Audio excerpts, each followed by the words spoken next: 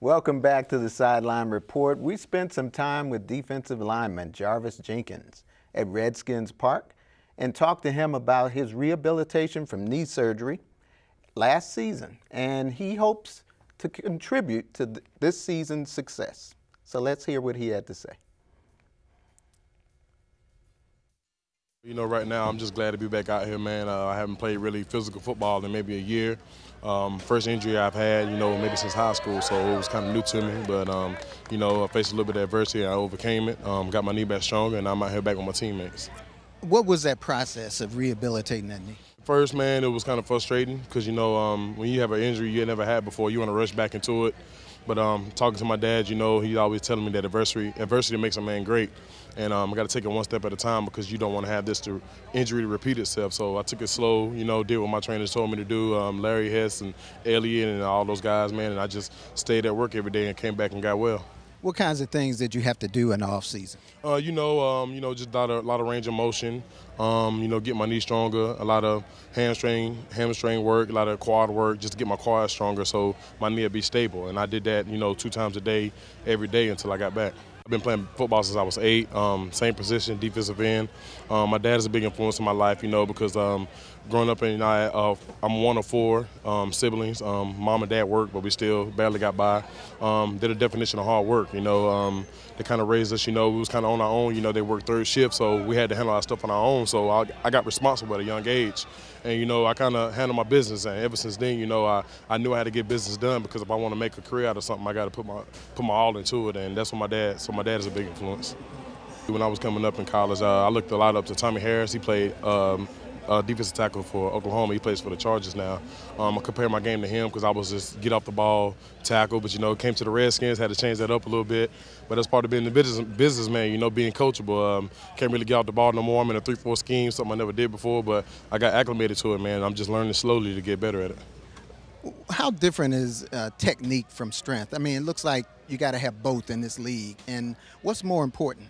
Oh, most definitely technique. You know, there's guys that probably been 600 pounds, you know, but technique beats strength any day. You know, if a guy gets under you, man, you got to use your technique to get back on him. You can't just use your strength because strength, I mean, it definitely doesn't help you. I mean, it helps a little bit, but technique is the main thing they coach. It's technique every day when we're in meetings. You know, get your feet right, then get your hands right because without feet in the hands, strength is impossible.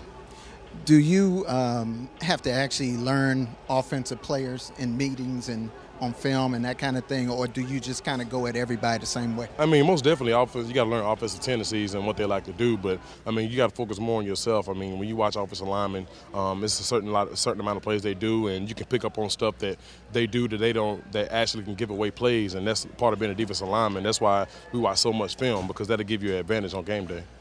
Are there any guys on that defense or on this team that you're close to that kind of support you and help uplift you after coming back from this injury? Oh, most definitely. Those starters from last year, you know, Stephen Bourne, Adam Carragher, Barry Cofield, those guys just teach me a lot every day, man, and they tell me what to expect because, I mean, I could have helped the team last year, but I got hurt, but they just schooling me on what to expect, you know, being on the defensive line and just telling me what I can and can't do to be a good player. I expect to add more, you know, depth to the defensive line, you know, giving those guys a little bit more breather, you know, obviously add more meat to the defensive line. We had a good season last year, but I feel we can have a better season this year. And, I mean, really personal goals, you know, just trying to be the #1 defense. You know, you can't really have personal goals being a 3-4 end because, I mean, basically you're holding up guys for those linebackers to make plays like London Fletcher. You see, he makes Pro Bowl. So, you know, I'm just doing the dirty work and just want to be the best on this defense. What's your strength? My strength is my power. You know, I can be at the point of attack. I can force a lot of power, but also I can bring some speed to the defense. People are saying you guys can go a long way. You got a new quarterback. Talk about that. What you guys think? How far you guys think you can go, and how important that new quarterback is? I mean, a quarterback is very important. You know, we can't get all caught up in the hype of a new quarterback. You know, RG3 is a great player, young leader coming in. I mean, he's the youngest guy I know that takes leadership. And, you know, he is very vocal. But I mean, we can go as far as how hard we work. You know, we out on this field every day sweating. If we eliminate the mistakes we did in the past, we can be a very good team. Why should people be excited about the Washington Redskins? Because, man, we tired of not making the playoffs, man. There's going to be a change coming, and why not have it now?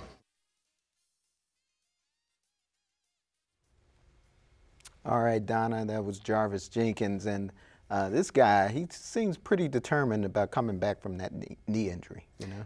Yeah, he is, and this is the thing about him. He was out last year for the season for knee injury, and this year Adam Carricker is out, and he's taking his spot. So like he said, that they have to cut down the mistakes, and that was early on when he said that. But the thing about it is, it starts up front for this defense. I mean, despite what we're seeing in the passing game and so forth, teams being able to pass on the Redskins, it's the pressure up front. That's where it starts. They've got to face another good quarterback in Josh Freeman this week. And if they don't get a pressure on him, with the receivers that he's got, the tight ends and so forth, they're going to have trouble this time. And like Crawford said that they were out of position sometimes, missed assignments and so forth like that. They've got to get better, and then they got bit by the injury bug too. But guess what? I don't think that they totally address the defense, the secondary, during the offseason, and that's the reason why they're having some of the problems they're having now. All right, well, let's look for a big game from Jarvis Jenkins in Tampa.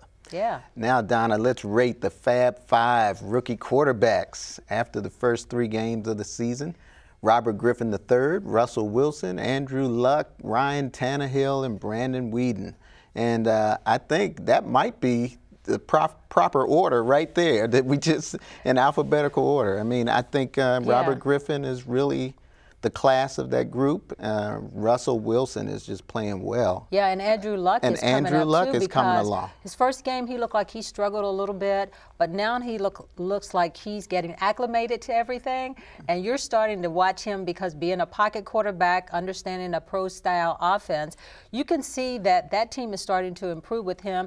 And then RG3, a lot of the things he's doing on his own, but I definitely want them to start, protecting him a little bit more so that he can have time enough to throw the ball and so forth. But that order that you put him in, I think that's but I think Luck and he may be number 2. They may be close. Right there. Yeah, right there together. Yeah. And the other two, I don't even think they're on the radar. They're on teams Bad that teams. they don't get a lot of support. Now, Tannehill did have one pretty good game.